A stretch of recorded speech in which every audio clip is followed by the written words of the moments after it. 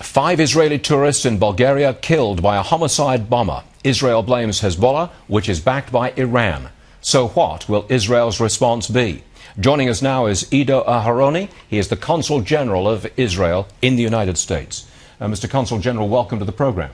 Thank you for having me. You cannot tell me what Israel's response will be, can you?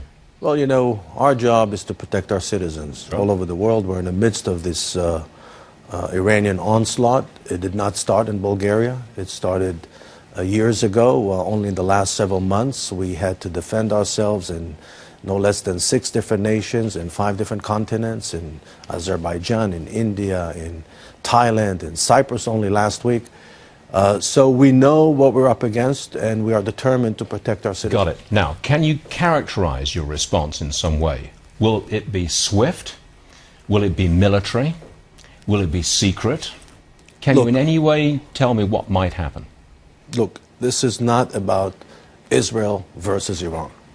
It's about the West versus Iran. Iran is the #1 instigator of violence all over the world. You can find their fingerprints and footprints all over the world, from Latin America to North Africa to the Middle East. Picked you. They're picking on you. It's not so much about what we do in their eyes. What threatens them is what we stand for. And in that context, the United States, Israel, and the West are all bundled in the same basket in the eyes of the Iranians. It's not what we do, it's what we stand for that bothers them and threatens them. Do you think they went after Israeli tourists in Bulgaria, went after your citizens specifically to provoke you?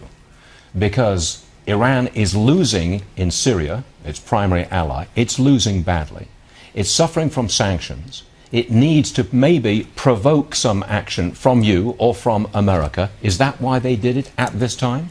Look, I wouldn't invest too much energy to try and identify rationale behind what the Iranians are doing. We know that since the late 70s, they are determined to export the Islamic revolution. It's all about their regional hegemony. It's all about their regional influence.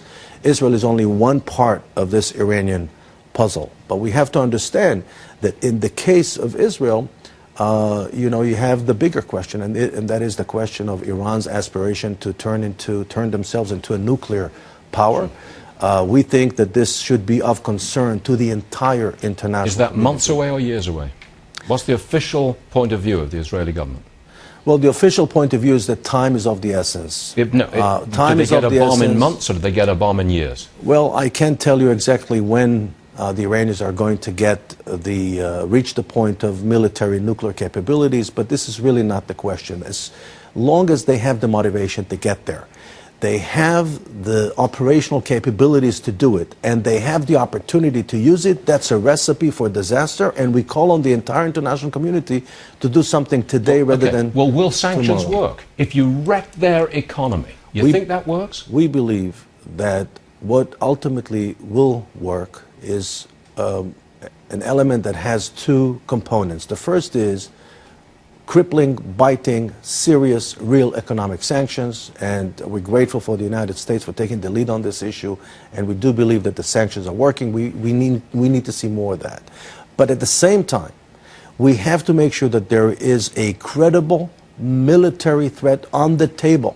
Why does it have to be credible? Because as long as the Iranians are not convinced that the free world is willing and able to strike, they're not going to change their way. Do you think you've got that credible military threat with the backing of President Obama? Well, we know it worked in the past. The only time the Iranians... You think you got it, Mr. Consul General? Do you think you've got the full military backing of the President of the United States? I can tell you that Israel and the United States are working very closely on this issue. We're on the same page. The level, the depth, and the scope of the cooperation between the 2 security establishments is unprecedented on this issue as well. Mr. Consul General, we thank you very much for being with us today, sir. Thank you for having me. Come back and see us soon, we please.